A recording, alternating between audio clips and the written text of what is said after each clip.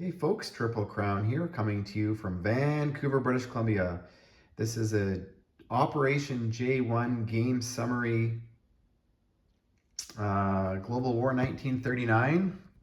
Before we talk about summary, I had to roll one remaining battle. This is the only battle that I would have, or move that happened in round 15, and I had to know if the Germans were capable of capturing Cairo, which they did. So that would have given the Axis 12 victory cities, but with both Cairo and Calcutta in Axis control, this really, if this game was to go on for longer, taking away what's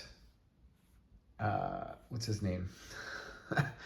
Our good friend up in Prince George, playing a G40 video, did something called a Middle Earth strategy, which is basically the Allies, build units at their factories in Cairo and Calcutta, and also build units here in the Middle East and fight the Axis from all sides. So that's General Hand Grenade, by the way. Sorry, drawing a blank. But basically, without the Middle Earth strategy, and with Russia basically muted up here, really the only forces left to fight the Germans or the Japanese are the Americans and the British from basically over here.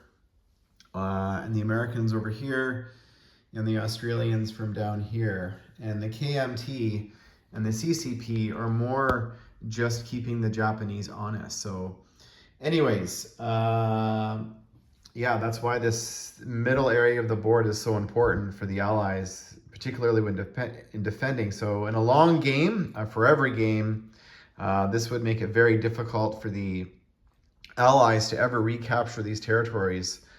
Basically, I think once they're gone for the game, in my opinion. So, but anyways, let's talk about what we learned in this game.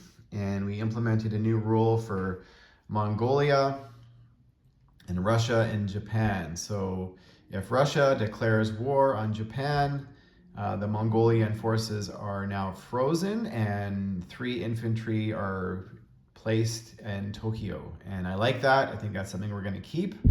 Now, something else we discussed with Hunt Like David was, when the Allies go full Pacific, like dogpile on Japan, that makes it very difficult for Japan to, fight from all fronts. So how do we even the playing field? One of the things that was discussed, and in the original rules of 39, I think there was a place limit of 6 units per territory with KMT and the CCP because they do not have minor industrial complexes. So we changed that. There was unlimited placement. So if the KMT were, say, to capture this territory, they could place their full build there of 6 units or more in a territory they just had captured. And so that was advantageous because what the KMT or the CCP would do is just slowly creep their forces forward every round, basically until they're, at either Shanghai or Hong Kong. So I'm going to change that rule so they can still place as many units as they want in a territory, but they can no longer place units in a territory that they just captured. So going to change that rule a little bit. Maybe it's a slight tweak, but after round 3 in this game, I stopped doing that just to see the effect. And the KMT and the CCP were still effective, but it wasn't dominant. And Russia here, when Russia goes full Japan and basically abandons Moscow, that does put Japan at a disadvantage. And I think Russia killed probably about between 25 and 30 Japanese ground forces in this game, which they had, and they also liberated one of the victory cities. So that was huge. But when you have a can opening action happening of the CCP going first, Russia going second, then the British, then the KMT, and then America, that has a massive can opening effect. And it's very difficult for Japan to defend when, they're basically, all the allies are working together in concert to basically, get into places they might not be able to get into an attack had, it just be attack, and basically each side had one attack per turn. So when you have 5 separate attacks happening, it's pretty deadly. But overall, game balance, I'm fairly happy. A few, as we talked about, the battle for Cairo probably should have been won twice before, and it wasn't. That could have given the Allies the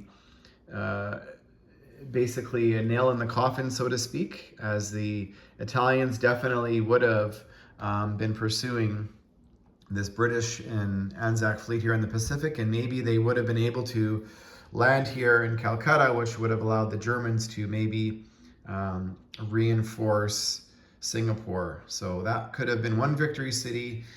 And the other thing that could have happened was, actually there's 2 other things that could have happened, was the 50-50 battle here. That battle went in favor of America.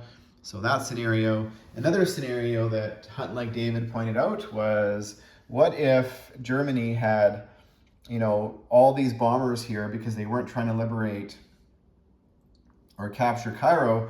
If they had been here just bombing the factories here in Liverpool and in London, and then just basically built as many transports as they could and then done a sea line, would they have been successful? It's possible. It's very possible.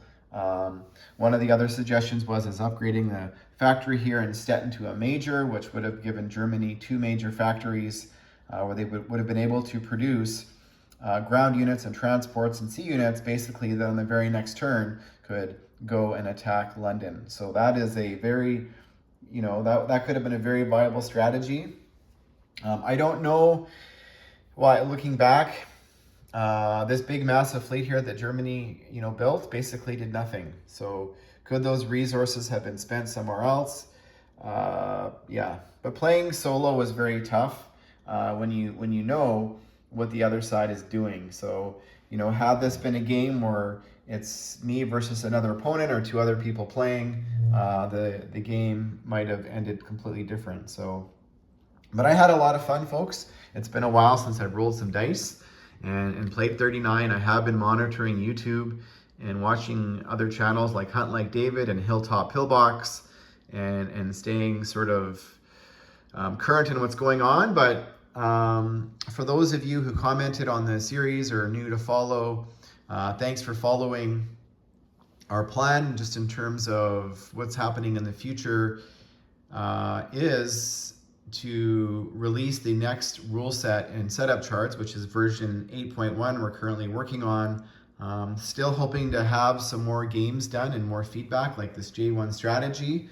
Is this the thing? Is there another strategy that we're not seeing, or a weakness or an edit or something that the community is going to discover, and we can go ahead and address that in the rulebook. So if you're interested in playing the latest rule set, please comment or in the chat, and I could, send you a Google Docs link to the latest version of the rules. But we are hoping to get more people involved in playing the game and giving feedback, giving their opinion.